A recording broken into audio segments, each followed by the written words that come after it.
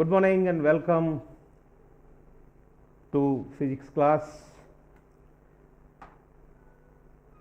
Till now we finished laws of motions and the applications of laws of motions. From the first law we have two important concepts by name inertia and force. In the second law it leads to the measurement of force and establish a relation between force and momentum, and in third law we measured the action reaction forces in various cases. Well, coming to today's class,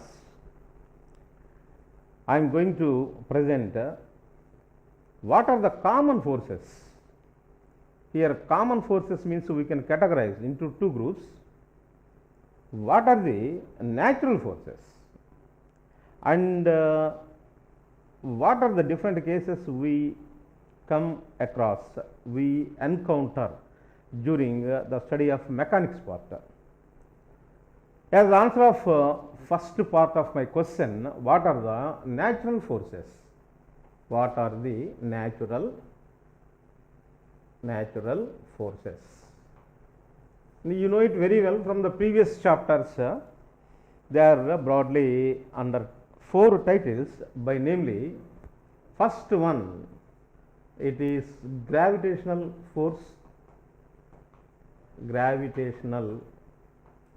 force, number one. Number two, electromagnetic force,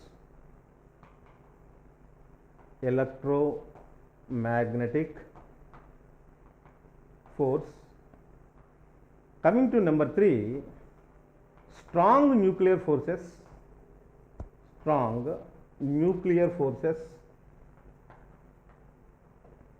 and last one, weak nuclear forces.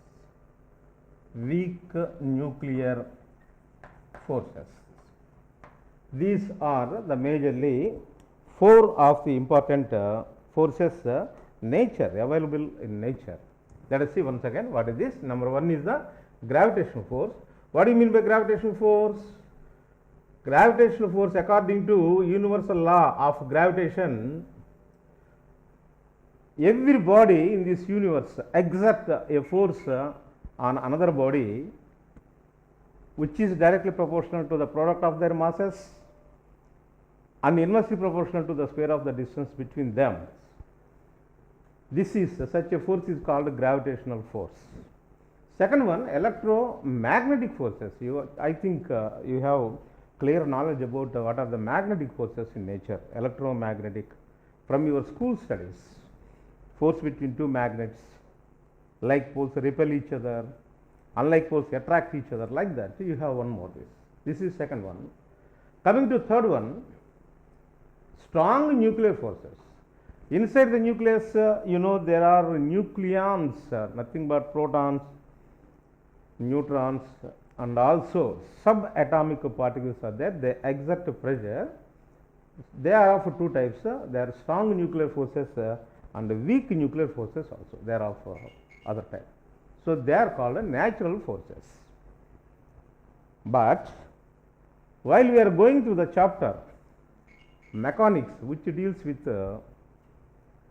only mechanical property of the matter, moving bodies, we will come across some other different forces other than these forces. Coming to gravitational force, they exert on each and every body in this universe. Of course, it is wonder to say these gravitational forces also governs the motion of celestial bodies. That means not only on this surface of the earth, because of the remaining stars, remaining planets also, they exert gravitational force. Of course, that is why the motion of the celestial bodies is governed by what they are called gravitational force. Right? Shall we move to the next one? Now, my question is, what are the different forces we come across in mechanics? Under heading mechanical forces, they are called mechanical forces. mechanical forces. What are these mechanical forces? They are due to contacting forces. Contacting forces means, for example, when a body is in contact with another body, if this exert force on this body to counter this and to balance this, this body also exerts force on the first bodies. They are called contacting. Such are called contacting forces. If this body is placed on the surface of a table, it exerts force on the table, and the force also exerts some force vertically upwards on this body. Such forces are called contact forces. We will study it in detail under the title of friction, the frictional forces. They are the examples. Not only the frictional forces, in case of liquids also, and when solids are in contact with the liquid surfaces. For example, consider a bucket full of water.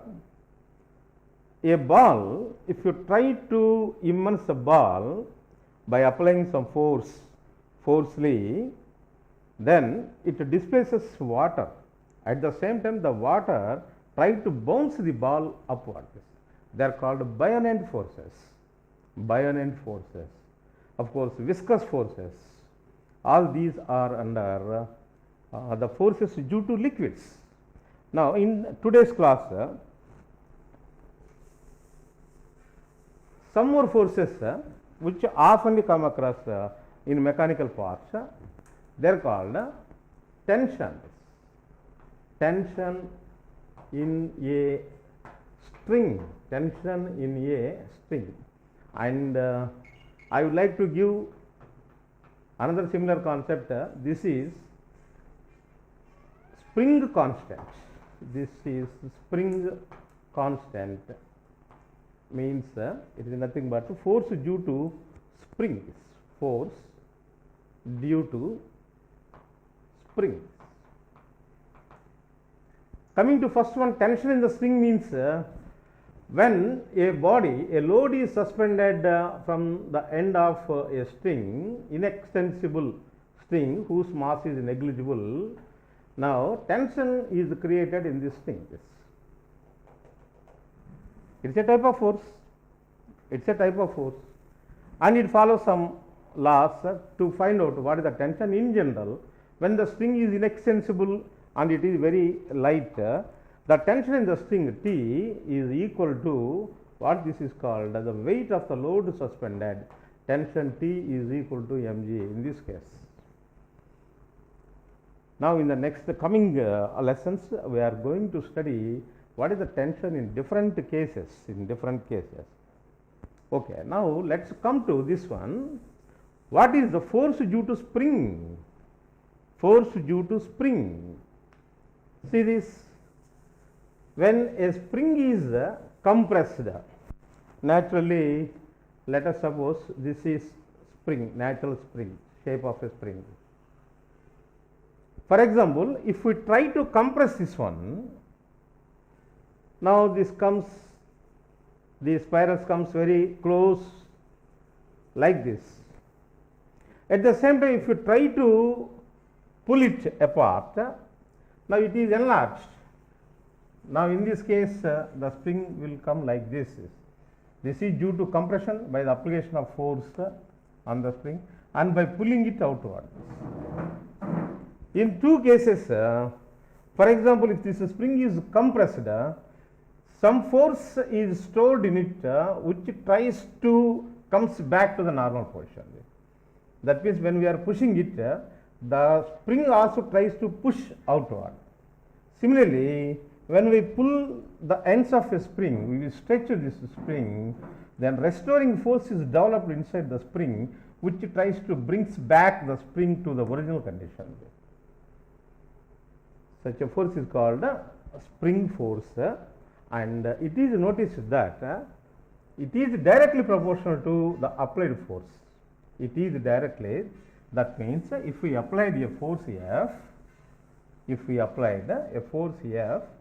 this force F is found to be directly proportional to the elongation of the spring, that is nothing but x. Here, if we introduce a constant in the place of proportionality, it is kx, where k is a constant, k is a constant called force constant. Force constant. It has one more name. It is nothing but spring constant also. Force constant or spring constant. K. And one thing important is, while writing this equation, you should accept a negative sign to this. Here also this negative. Why this is negative means the force applied and the elongation produced are in opposite direction. Are in, that means when you try to pull the spring, this restoring force will act to bring it back. When we try to compress, the force of spring try to push our hands away. That's why these two are in opposite direction. That's the use of this negative sign. Here k is called the force constant or spring constant.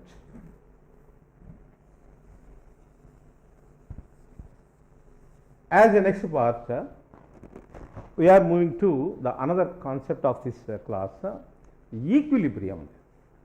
Equilibrium. Exclusively, since we are in mechanics, this is called mechanical equilibrium. Mechanical equilibrium. What do you mean by mechanical equilibrium? When your body is said to be in equilibrium. Mechanics means it deals with forces.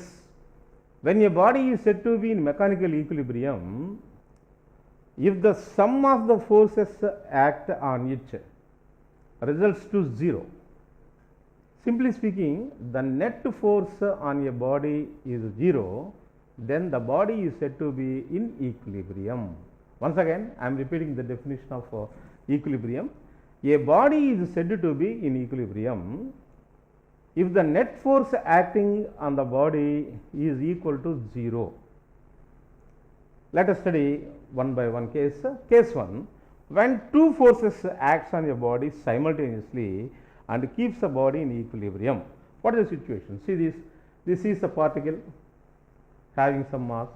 When one force is acting in this direction, by name is F1.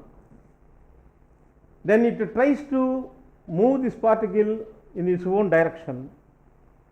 When we apply another force which tries to bring back the body to its original position, by name F2 in the opposite direction.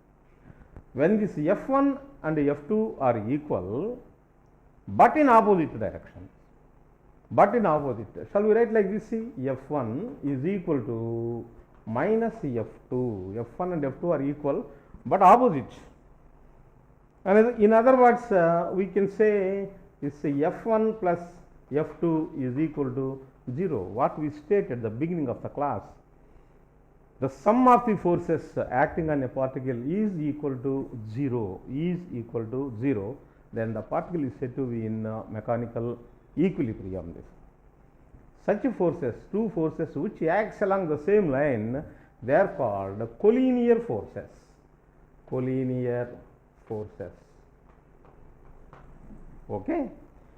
Next one. Now we are going to study what happened in case of more than two forces. For example, if three forces acts on a body and keeps it in equilibrium, how to measure this condition now? See this. Consider again this is a particle having mass m. A force by name C, it is acting in this direction. Let it is F1. This force is F1. And another force is acting on the same particle in other direction and its name is F2. The arrow head represents the direction of the force, mind it, the direction of the force. And one more force is acting on the same particle as shown in the figure. Let us suppose it is F3. Before starting, these forces, such forces F1, F2, F3, which are in the same plane, they are called coplanar forces. What they are called? They are coplanar forces. Simply speaking, in one word answer, what do you mean by coplanar forces? The forces which lies in the same plane, they are called coplanar. What are collinear forces? The forces which acts along the same straight line, they are called collinear forces. Here coplanar forces act on it. According to the definition, when the particle is said to be in equilibrium, when the vector sum of the forces is equal to 0, vector sum of the forces is equal to 0. That means it is nothing but, since force is a vector, shall we write like this? It's vector F1 plus vector F2 plus vector F3 is equal to 0, is equal to 0. This is called the vector sum of the forces is equal to 0. Mathematically, we can express the same thing as sigma F is equal to 0. It is very fine to say this, very fine. Sigma F, that means the sum of the forces acting on the particle is equal to 0, then it is said to be in equilibrium. Next step is how to find out the resultant of these two. How to find out the resultant of the three forces. It's a general knowledge thing. For example, if I want to find out what is the resultant of these, we will do one thing. F1, these three different forces acting on the particle. Now, consider any two forces. By name say F1 and F2 if you consider this. F1 and F2.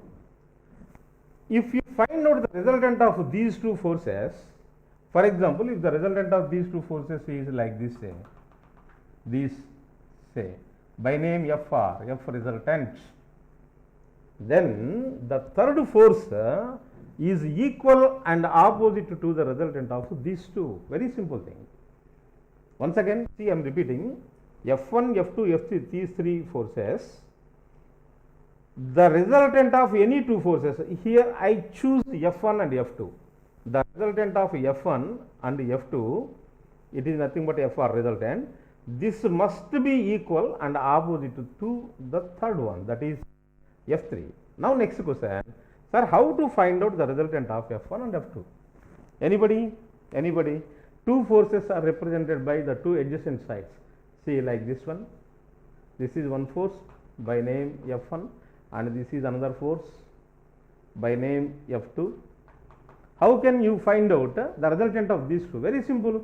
By finishing what this is called a parallelogram, the resultant of these two can be represented both in magnitude and direction by the diagonal passing through the same point. F1 and F2, I am taking it as the two adjacent sides of a parallelogram. Then the diagonal passing through the same point represents the resultant of these two. Then automatically what this is called, see, this is F3. Here F3 is equal but opposite to the resultant of these two. That's all. This is the condition.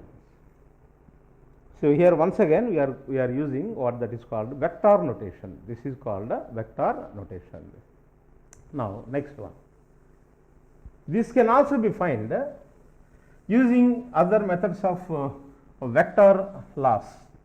Vector loss. Vector loss means triangle of vectors. Are you sure about it? What about vector triangle of vectors? Here I am selecting the two. This is force F1 and this is force F2 and this is F3, say. What this law states is, if we select the three forces and arranging them as the sides of a triangle like this, for example, this is F1, see, this is F1, this side is F1. How it is, say, just you reassemble this one, just I am keeping it here. This is F2, this is F2, okay. These are the two sides, F1 and F2. Then what about this one? Just you simply imagine we are just arranging it here, that's all. This is F3, this is F3. What triangle law states? The the resultant of the two vectors which are taken as the sides of a triangle, then the closing side represents the resultant of these two both in magnitude and direction, but in opposite direction. That means here F1 and F2 are the two adjacent sides of the triangle in order. Then actually we have to take the reverse order, means arrow mark upward, but I am taking like this only. This F3, this is called closing side of the triangle. For this side and this side, this is called closing side. This represents the resultant of these two according to triangle of vectors, right? Next question in this sequence is, what happened if the number of forces, that means in the previous cases just we considered two collinear forces, in the second case we consider three. Now the same thing can be applied for any number of forces, for any number of forces. For example, if a particle is subjected to so many forces means that F1 is one force, and similarly say F2 is another force, this is F2, and F3, this is another force, and similarly let this is F4 is another force, and let us suppose it is F5. Like this, it is subjected to any number. It's not only 3, 4, 5, any numbers. Let n number of forces acts on a body and keeps it in equilibrium. Then the condition for this one is we can find out the resultant of the net force on this one using Polygon law of vectors. This is Polygon law of vectors. Important thing. I think you know the statement of this Polygon law. If all the sides of a polygon are represented by the different vectors taken in order, then the closing side of the polygon represents the resultant of all these, but in opposite direction. Otherwise, if the adjacent sides of a polygon are represented by the vectors, then the closing side taken in the reverse order represents the resultant of all these. For example, imagine if you arrange all these forces, for example, this force is like this, simply you try to place it like this. Okay, are you comfortable? See, this is F1. What is second one? This one. Just imagine, bring it and place it here as is without disturbing its direction. This is F2. What is third one? This is F3. Simply take it and arrange it here only without disturbing its direction. This is F3. What else we have? If this is F4, here simply arrange this one in this direction. This is nothing but F4. Okay, then according to the statement, the third, that means the last one, this represents the closing side of this polygon. This is F5. Here F5 represents the resultant of all these forces. That is called closing side, but the condition is taken in the reverse order. It gives the magnitude, but in opposite direction. That means the vector sum of all these is equal to F5 in magnitude, but in opposite direction. That's why no confusion. The statement of polygon law is, if n sides of a polygon were represented by the vectors, then the closing side of the polygon taken in the reverse order. Reverse order means actually you have to take the arrow mark like this, but here we are taking like this. So that's why I am telling the resultant of all these is equal in magnitude, but in opposite direction to the resultant of this. This is called polygon law of vectors. After completion of equilibrium, now let us see some particular cases and very useful formula and relation while solving problems exclusively for JEE and NEET students. Basing on the equilibrium condition, there is one important law, that is Lami's theorem.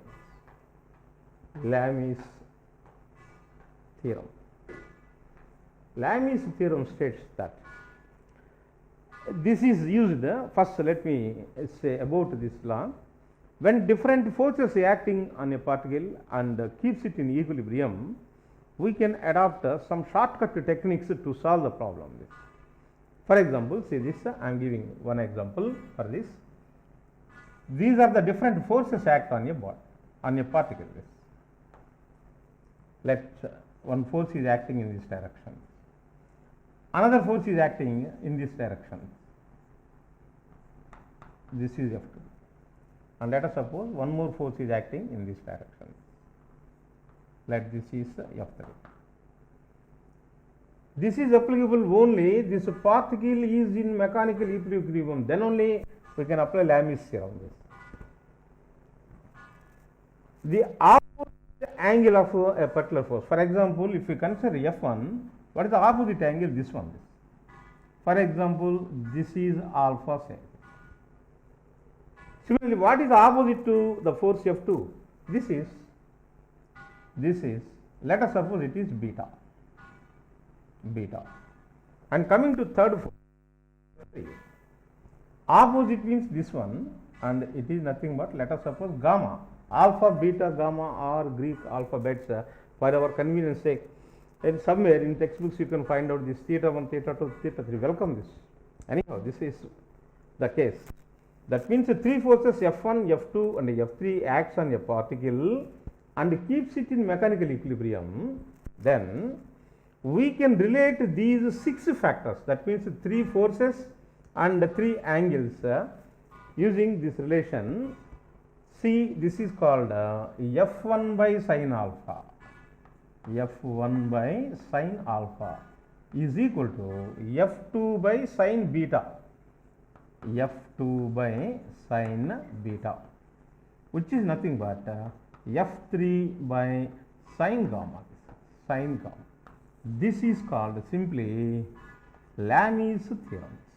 The abstract of Lami's theorem we can use instantly in so many cases. Whatever this, we can use these two couple and this one according to the need of our problem, given data, we can use this relation. This is called Lami's theorem.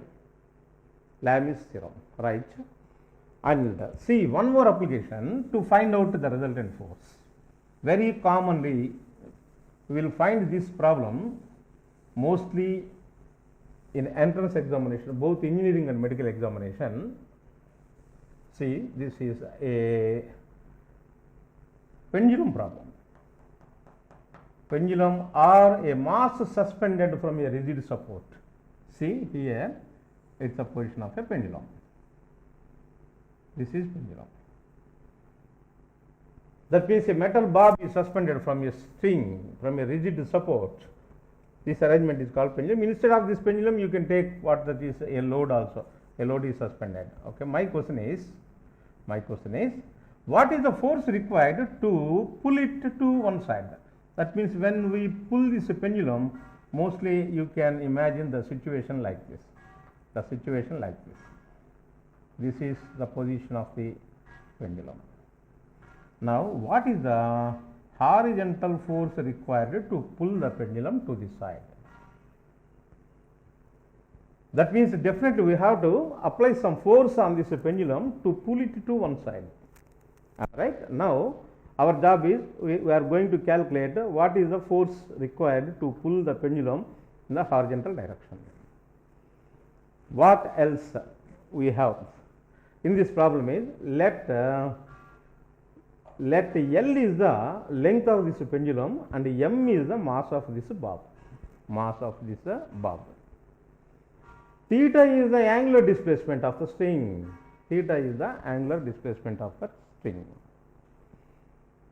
And tension in the string always acts vertically upward. This is tension. And one more, the weight of the bob must act vertically downward. This is mg. And what this is called displacement of the bob. Let us suppose it is given as x. Okay, this is the data. Now, according to our vector knowledge, I am going to resolve this tension into two, that is mutually perpendicular components, vertical component and horizontal component. As we discussed in the previous classes, see this is one component, by name T cos theta, and this is another component, and this is nothing but T sin theta. T cos theta and T sin theta. By symmetry, alternate angles, of course, this also equal to theta this. Okay. If you confirm, that means if it is clear, then we will go to the next count of this one. A pendulum mass of bob m suspended from a rigid support by means of a string of length L, this is the length of the thing. When it is pulled to a side, a horizontal force is required to keep it in this position.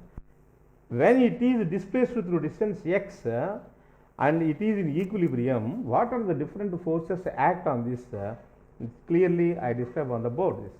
F is the horizontal force, T is the tension, and mg is the weight, definitely acts vertically downward.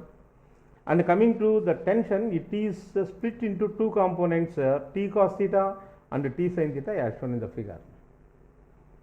Then using this knowledge, we can solve any type of problems which belong to this one. That means when the load is suspended like this. From the figure, it is clear that, see, what is this F? This F is equal and opposite to what? This is T sin theta. That means simply it is said to be balanced by this one. So shall we write F is equal to T sin theta? Why not clearly? Say it equation 1 this. Similarly, see, this is the downward force and this vertical force. That's why what we can say is mg is equal to T cos theta. Yes, certainly. Dividing 1 and 2, what we have? Dividing 1 with 2. That means F by mg is equal to T sin theta by T cos theta. In return, T gets cancelled. So F is equal to mg tan theta. F is equal to mg tan theta, because after cancellation T, we have sin theta by cos theta, nothing but tan theta, and send this mg to this side. F is equal to mg tan theta. It's a beautiful equation and very, very useful in solving a problem which deals with a body suspended from a string. By practice, we will mind this one without doing all such derivation. This is once to confirm and how to resolve all the given. There is one more relation also. See, here x is there. This x, the horizontal. It is symmetric to the force F. It is symmetric to the force F. And here tension is there, and it is symmetric to this length L also. So we can relate them as. See, I am going to give one more case here, mostly, and we can have one unique formula which relates almost all the things on the board. Let us see this one. It is nothing but here this is horizontal component x, and it is symmetric to this F. That's why x by F